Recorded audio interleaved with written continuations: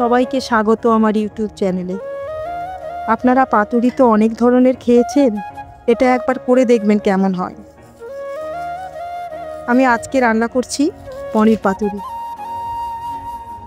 তাই প্রথমেই লাগছে পনিরটা ফ্রিজে ছিল, তাই একটু কাটতে অসুবিধা হচ্ছে।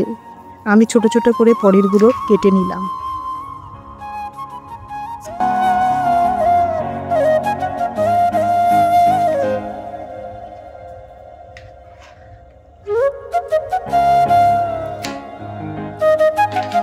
এর মধ্যে একটু কর্নফ্লাওয়ার, একটু নুন, একটু হলুদ দিয়ে মাখিয়ে নেব।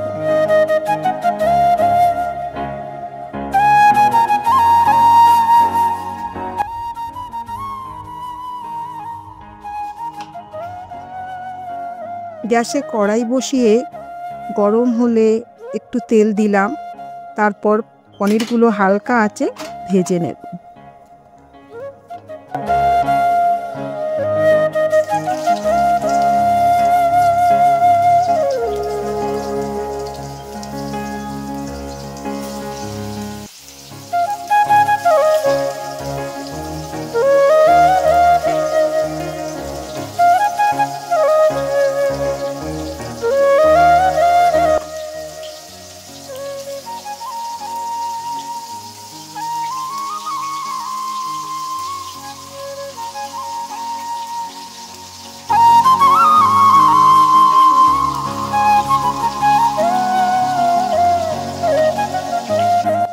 এরপর মশলার জন্য ব্যবহার করব একটু পোস্ত, একটু আদা ও একটু জিরে, লঙ্কা।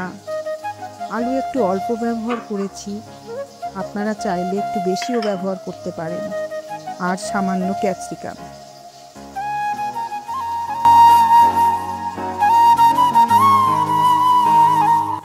এবার আমি আলুগুলোকে ছোট ছোট করে কেটে নিচ্ছি।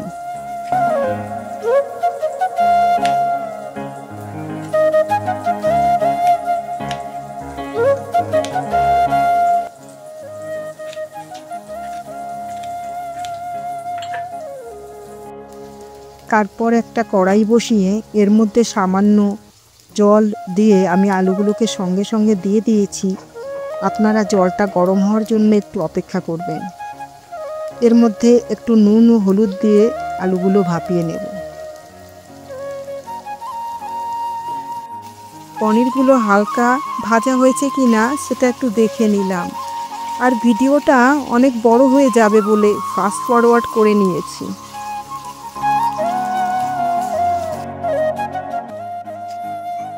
ক্যাপসিকাম অল্প করে ছোট ছোট করে কেটে নিলাম।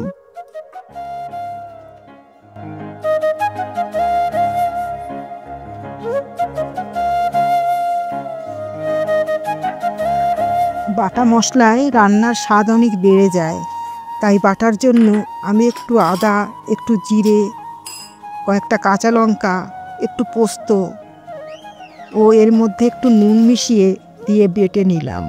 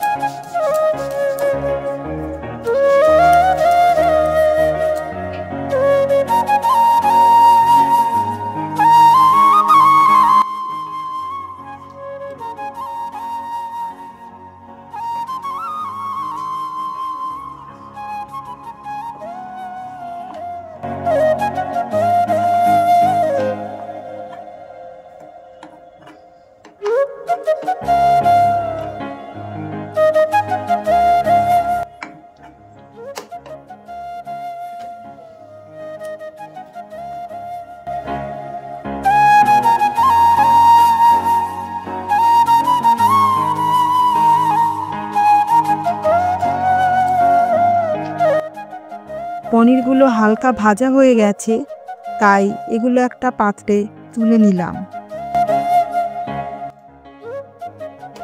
ওই কড়াইতে বাটা মশলা নেড়ে চেড়ে আলু, ক্যাপসিকাম ও পনির দিয়ে মিশিয়ে নিলাম।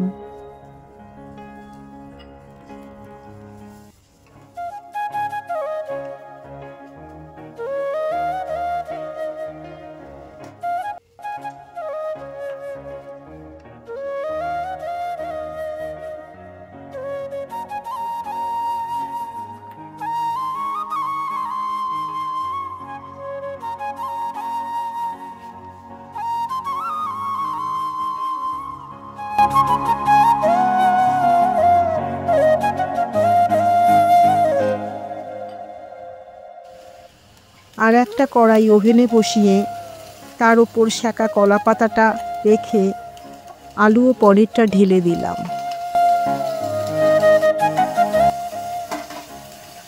আমি এর মধ্যে 1 বাটি দুধ ব্যবহার করেছি। জলের পরিবর্তে পনিরে দুধ দিলে বেশি সুস্বাদু হয়।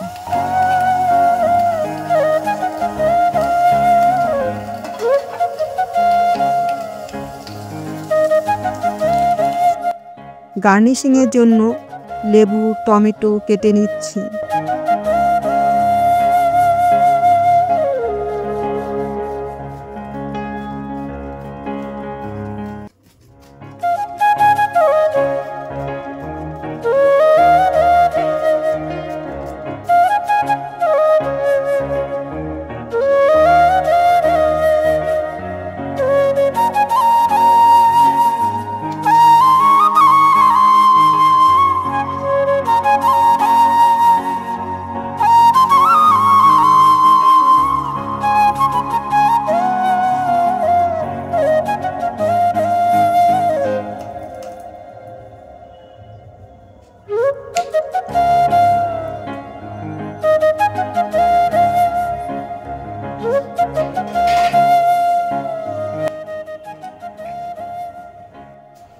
তিন 4 মিনিট ঢাকা দিয়ে রেখে দিলেই তৈরি হয়ে যাবে সুস্বাদু পনির পাতুরি।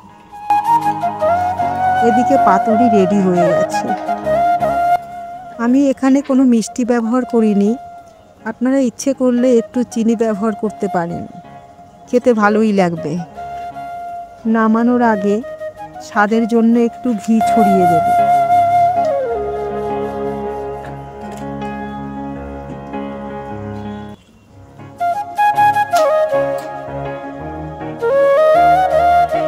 ঝাল পছন্দ করি, তাই আরও কয়েকটা কাঁচা লঙ্কা চিড়ে দিলাম।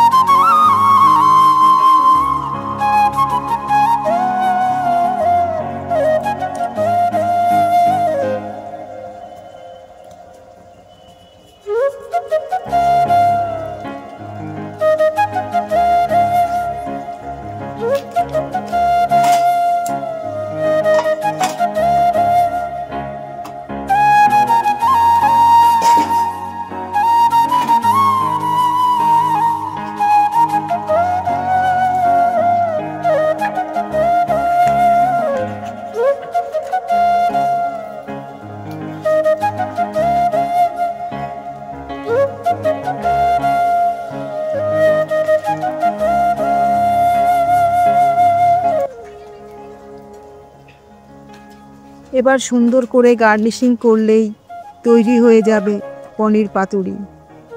দেখুন কেমন ধোঁয়া উঠছে। রাতে রুটি কিংবা পরোটা দিয়ে খুবই ভালো লাগবে। আপনারা অবশ্যই একবার করে দেখবেন।